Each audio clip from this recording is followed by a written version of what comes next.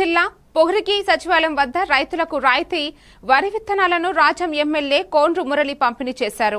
ఈ సందర్భంగా ఎమ్మెల్యే మాట్లాడుతూ గత వైసీపీ హయాంలో రైతులను పూర్తిగా సంక్షోభంలోకి నెట్టారని అన్నారు। గత ప్రభుత్వం చేయాల్సిన ధాన్యం బకాయిలు నేడు కూటమి ప్రభుత్వం చెల్లించి రైతుల సంక్షేమం కోసం అండగా నిలిచామన్నారు। అనంతరం రాజం గోపాలపురం రహదారిలో ప్రపంచ పర్యావరణ దినోత్సవ సందర్భంగా మొక్కలు నాటారు। టీడీపీ కార్యాలయంలో ఎమ్మెల్యే కోండ్రు మురళి ప్రజా దర్బార్ నిర్వహించారు।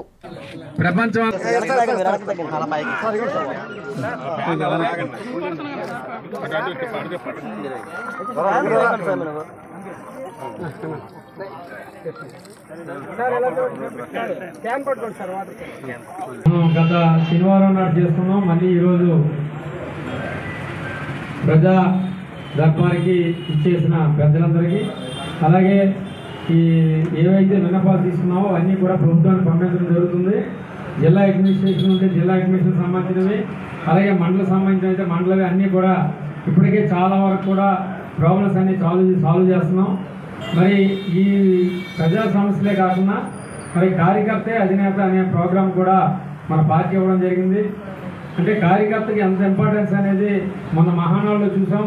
అలాగే మనకున్న ఈరోజు ఎంపీ కూడా ఒక కార్యకర్తే ఎంపీ అవ్వడం, ఇవన్నీ కూడా మనందరికీ తెలుసు। రాబోయే కాలంలో కూడా లోకేష్ గారి ఆధ్వర్యంలో ఇంకో 30 సంవత్సరాలు ఈ పార్టీ మరి జెండా రెపరెపలాడుతుంది। మరి అందరూ అభివృద్ధిలో భాగంగానే ఇవన్నీ కూడా చర్యలు తీసుకోవడం జరుగుతుంది। మన నియోజకవర్గం సంబంధించి మరి ఇన్ఫ్రాస్ట్రక్చర్ సంబంధించి రోడ్లు కానీ